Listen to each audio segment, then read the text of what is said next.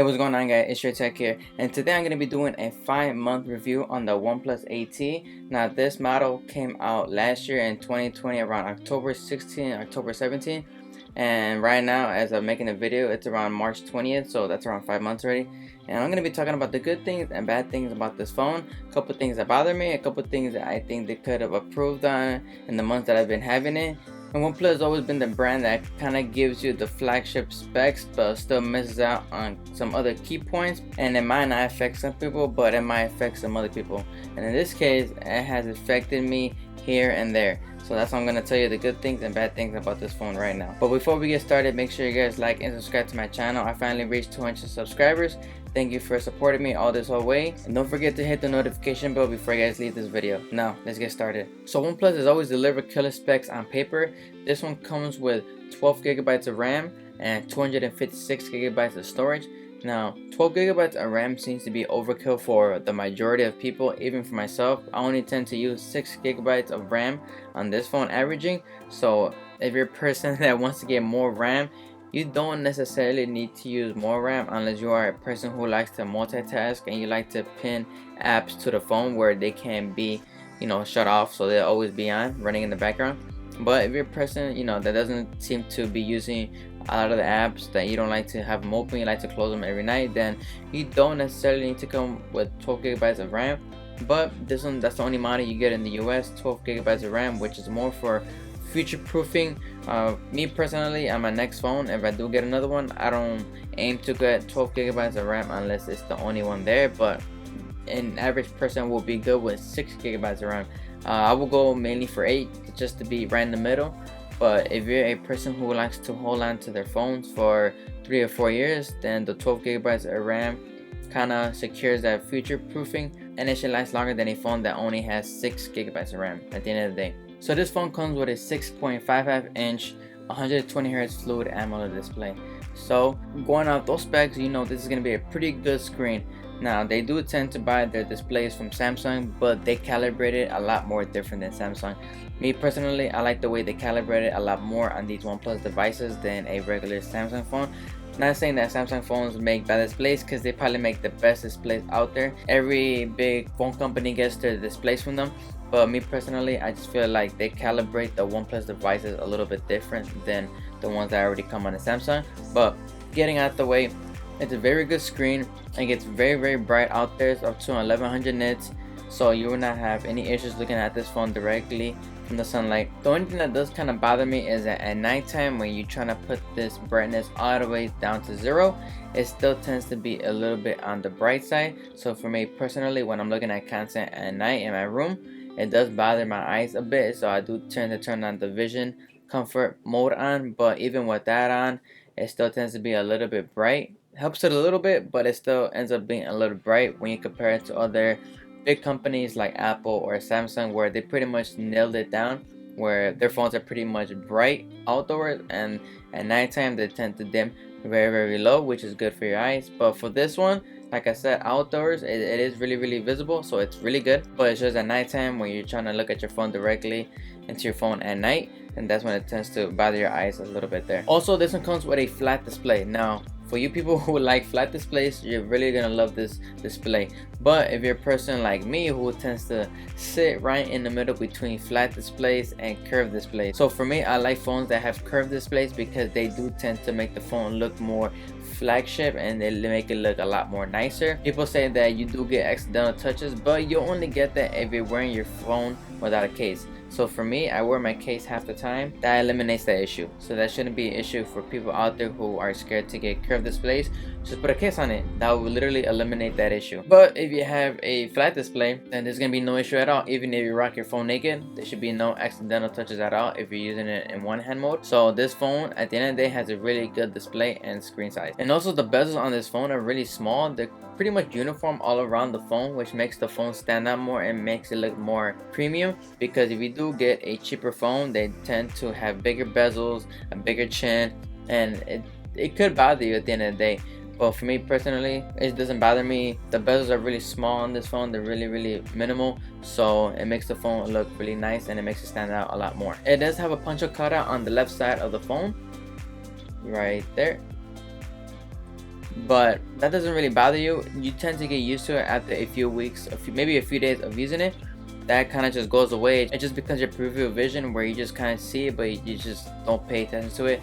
For me personally, when I watch videos in landscape mode, I think that's the best spot to put it because it ends up being on the left corner of the screen, where most likely you're not gonna get a lot of action, or whatever you're watching, you're not gonna get a lot of the video coming out in that little corner. So Samsung tends to put their punch hole in the right and the center on top, so when you do watch videos like this and you make the screen a little bit bigger, it could bother you because it's going to be right in the center of the phone.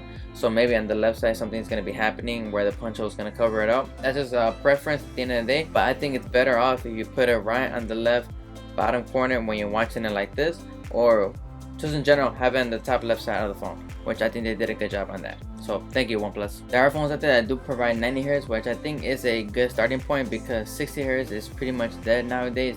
Except Apple, they're still going on with it. But if you're going for a phone that either has 120 or 90, the 120 shouldn't be the factor that makes you switch to that phone. 90 Hz is still good. It still makes the phone feel very smooth. So at the end of the day, you're not gonna notice between 90 and 120. Now let's talk about the battery. The battery life on this phone is pretty good for me. It comes with a 4500 milliamp battery divided into two cells. So each one's gonna be 2250, which is how it achieves fast charging when you're using the 65 warp charge. Now we'll talk about that later. But overall, it has a good battery. I get around 5 to 7 hours of screen on time with this phone, which is good for me. Now, it's not going to be the same for you. It might be more or it might be less. It might be different for you depending on how you use your phone. So like I said, for me and what I do in my personal life, I get around 5 to 7 hours of screen on time, which is good for me. Also, I want to talk about the stand on time. The stand on time on this phone is amazing. Now, I think it has improved a lot since the OnePlus 7 Pro days. When I had the OnePlus 7 Pro and I would charge it at 100 before I would go to sleep, I would wake up within an hour period and it would be like at 92%. So it would lose around 7 to 9% per night. Whereas this one, when I would charge it at 100% right before I go to sleep and I'll wake up 8 hours later, it would only be down to like 98 the most, which is really good. It only loses around 1 or 2% the whole night if you don't touch it, unless you have always on display, which is different. But if you don't have always on display on, you should only lose a few percentage overnight when you're not using it at all. So I think that is a great thing that they did there, and I like that. So yeah, like I was saying, it comes with two battery cells that add up to 4500 milliamp, and that is how it achieves the fast warp charge 65. They both charge simultaneously, so each battery won't overheat as much, but that's how you get the most efficient way of charging your phone so much faster than original phone that has only one battery cell in it. So that comes with a 65 warp charge that charges your phone, this phone, from 0 to 100 in about 37 minutes. I did a video on it a few months ago, but I think I got around 37 minutes. I don't usually let my phone die. I'm usually like around 30 or 40% before I charge my phone, so it's not going to be those 37 minutes. I'm probably going to be charging it for maybe 20 to 25 minutes at most. So usually what I do is I go take a shower. While I'm showering, I charge this for the 20-25 minutes, and by the time I get out, it's at 100%. It is a very convenient feature. Now I know that this does not come with wireless charging, which could be a bummer for you, but if you do have this phone, it comes with the 65 warp charge. It shouldn't really bother you that it does not come with the wireless charging at the end of the day. 37 minutes, you get 100%. Anything less than that, it's because you're at 40%. You're most likely you're going to be charging this phone 20 to 25 minutes a day, which is a convenient thing. It has changed the way I charge my phones. I never charge my phone overnight. I just never do. I know it's not good for your phone. It's not good to overcharge your phone at all. If you want to keep your phone for a few years, then I suggest don't charge your phone overnight. Try to charge it before you go to sleep.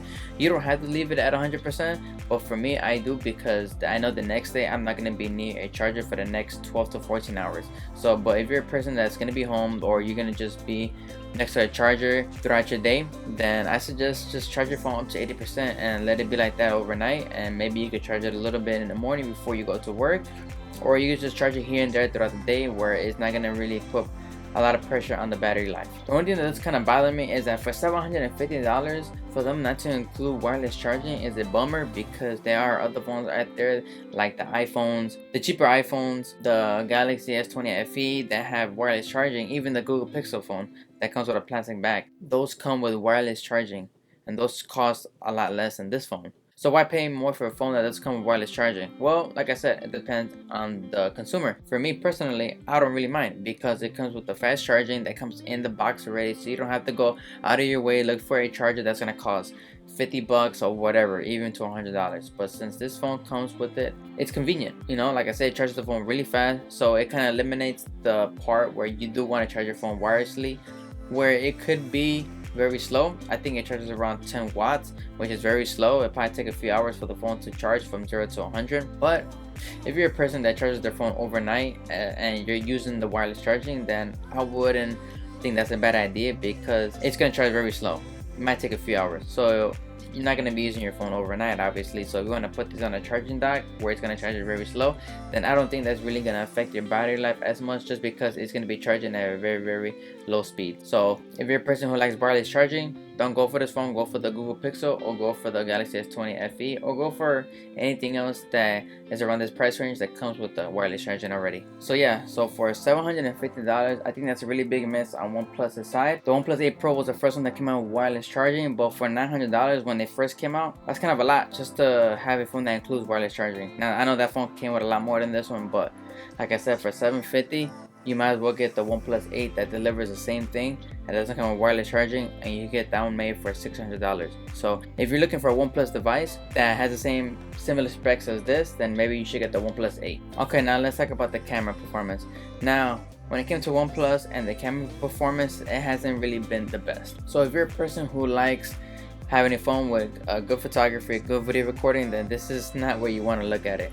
You want to look at Samsung, maybe Google, probably Apple. But if you're looking for a phone that has those qualities in a phone, don't look at the OnePlus 8T. So it comes with 4 cameras. It comes with a 48 megapixel standard camera, 12 megapixel ultra wide camera, 5 megapixel macro mode camera, and a 2 megapixel monochrome camera. Now, I'm gonna say right now, I'm not even gonna talk about the monochrome camera because I think that's stupid and I think it's useless. I'm just gonna be talking about literally mainly 2 of them, and maybe the macro mode a little bit because that's kind of useless as well.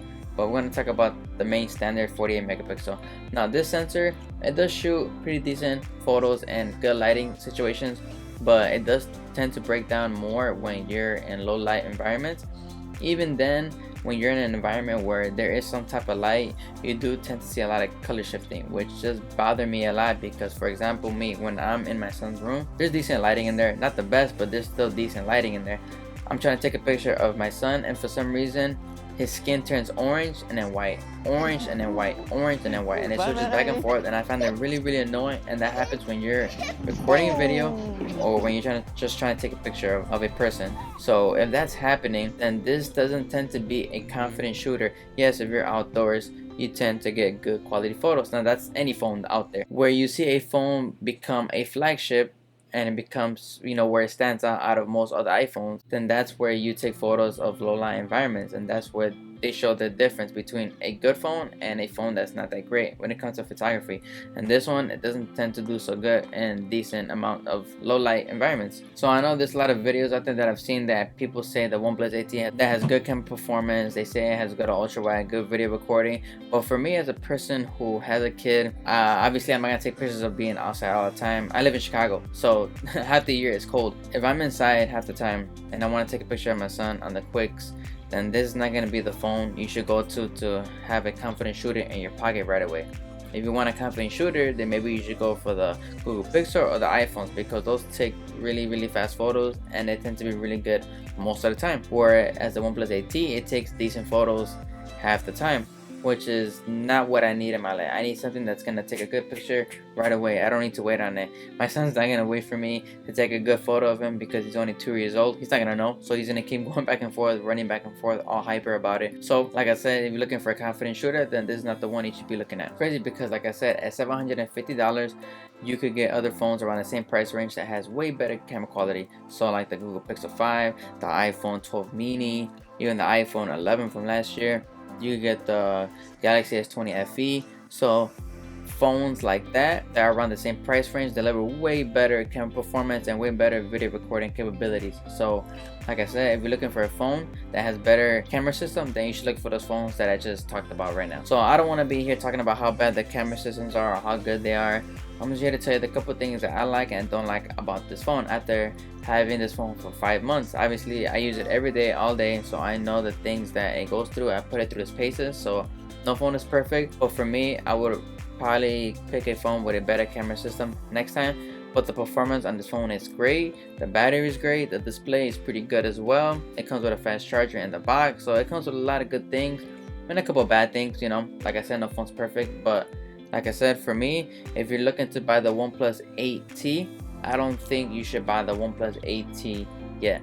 Now, depending on when I release this video, the OnePlus 9 is probably going to be out already. But if you don't want to spend that much money, then if you're trying to get a phone that's similar to the OnePlus 8T, go for the OnePlus 8, because for that one, you're getting a cheaper phone, a lot more cheaper phone, probably like $200 cheaper. You're getting a 90Hz display. You're not going to tell the difference between 90 and 120. You're getting a good, decent battery life. You're getting a good screen. It's gonna be a curved display, but if you can go past that, then you're good. And like I said, it comes with like basically the same camera performance. So don't spend $200 more on this phone when you get the OnePlus 8. Or if you want to get something a little bit better, get the OnePlus 8 Pro. Or if you want to wait till they come out with the OnePlus 9 series, we don't know how that's gonna be yet. And like I said, depending on when I release this video, then maybe the OnePlus 9 is the way to go. But as of right now, I would recommend you just to wait on it, skip on the OnePlus 8T, and maybe look on the other phones that already came out for OnePlus, or look on the future phones that are going to come out very soon. Or if you just don't want to be a OnePlus no more, just move on to another brand. And that's it. So that's been it. Those are a few things that I like and dislike about this phone. You don't have to agree with me. That's just my personal opinion on this phone. Make sure you guys like and subscribe to my channel before you guys leave. Hit the notification bell. Take care, and I'll see you guys next time.